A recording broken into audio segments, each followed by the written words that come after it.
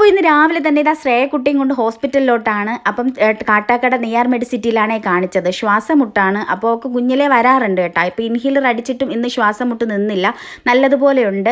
അപ്പോൾ ഞാനിതാ ഹോസ്പിറ്റലിലോട്ട് കൊണ്ടുവന്നു. രാവിലെ ഒന്നും കഴിക്കാത്തത് കാരണം ഞാനൊരു കട്ട്ലറ്റ് വാങ്ങിക്കൊടുത്തു കേട്ടോ. കട്ട്ലറ്റും ചായ കുടിച്ചില്ല, കട്ട്ലറ്റ് മാത്രമേ അവൾ കഴിച്ചുള്ളൂ. പിന്നെ ഞാൻ ഒരു പപ്സും ചായയും കുടിക്കുകയാണ് കേട്ടോ.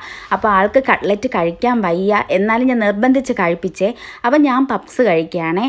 അപ്പം ഞങ്ങളത് കഴിച്ചിട്ട് ഡോക്ടറിനെ കാണാൻ വേണ്ടിയിട്ട് വെയിറ്റ് ചെയ്തിരിക്കുകയാണ് കേട്ടോ. അപ്പോൾ മോൾക്ക് ഒട്ടും വയ്യാത്തത് കൊണ്ട് അവളെൻ്റെ തോളിൽ ചാരി കിടക്കുകയാണ്. അപ്പോൾ ടോക്കൺ നമ്പർ 29 ആണ്. അപ്പോൾ കുറച്ചൊന്ന് ലേറ്റായി പോയി കേട്ടോ.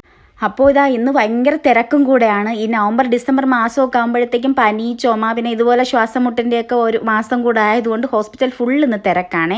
അങ്ങനെ ഇത് അവൾക്ക് പനിയൊക്കെ നോക്കി, പിന്നെ വെയിറ്റ് നോക്കി, പിന്നെ ഓക്സിജൻ്റെ അളവ് നോക്കി. ഓക്സിജൻ്റെ അളവ് നോക്കിയപ്പോൾ ഭയങ്കര കുറവായിരുന്നേ, 89 ഒക്കെ ഉള്ളുമായിരുന്നു. അങ്ങനെ ഞങ്ങൾ എമർജൻസിയിൽ പറഞ്ഞയച്ചിട്ട് പിന്നെ ആവി എടുത്ത് പിന്നെ വീണ്ടും ഓക്സിജൻ്റെ അളവൊക്കെ നോക്കി.